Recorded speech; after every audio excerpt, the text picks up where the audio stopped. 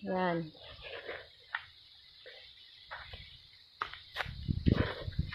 Ito, rambutan din.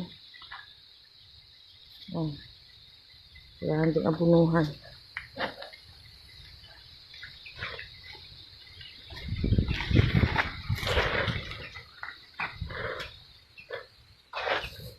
Yung siling labuyo, dami ng bunga.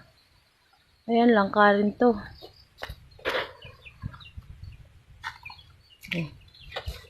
Dami ng mga saging dito sa palibot ng bahay. Likod ng bahay.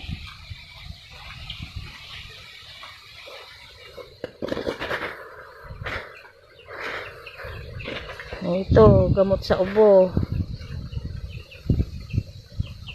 Ayan. Kalibhon. Ito, langka rin. Oh, malaki-laki na siya. Kailangan mo rin ng abono. Nga pala guys, yun yung malaking langka. Yan, nagbubunga na rin yan eh. Yan, medyo mataas na siya, rambutan. Kailangan mo rin ng abono. Ito yung aming bayabas. Katabi na ng sili.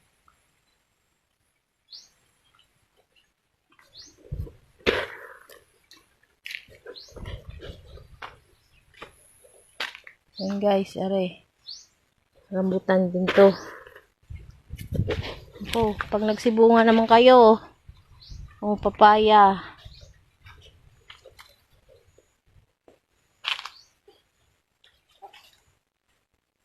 Dami na yung saging dito. Oh, ayan, papaya din.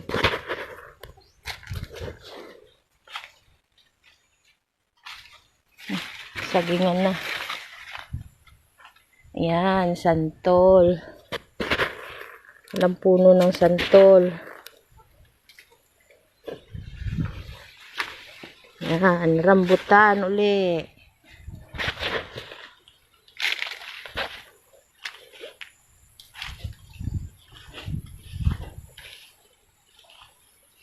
Mga saging, oh.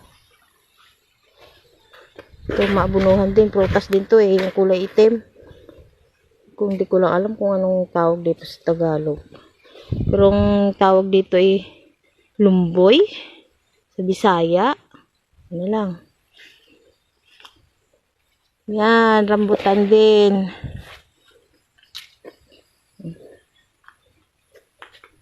Yan, may mga pinya kaming tinanim.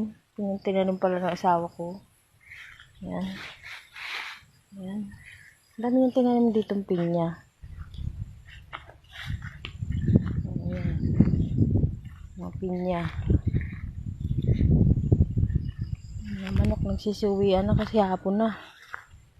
Galayan sa araw. Ayan. Pumelo.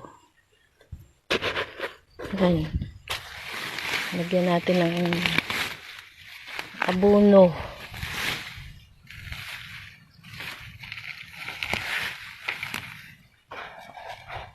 Yan. Mamunga ka na. Guys. Ang paligid. Oh.